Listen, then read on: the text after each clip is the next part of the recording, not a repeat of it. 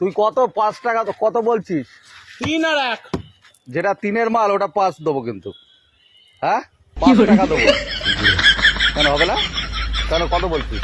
দাম বেশি দিচ্ছে তাও নিচ্ছে 3 টাকাই তো যেটাই 5 টাকা। মালের থেকে আচ্ছা তুই বার কর যেটাই 5 টাকা দেয় তোর অসুবিধা কি? 5 টাকা দিলি অসুবিধা কি? নাই 2 টাকা কম হবে তোর তো কি হচ্ছে?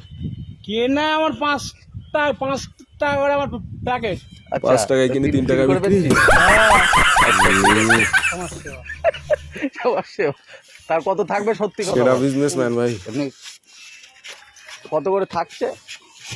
আর যেটা 1 টাকার মাল বার কর দেখি। সব আছে।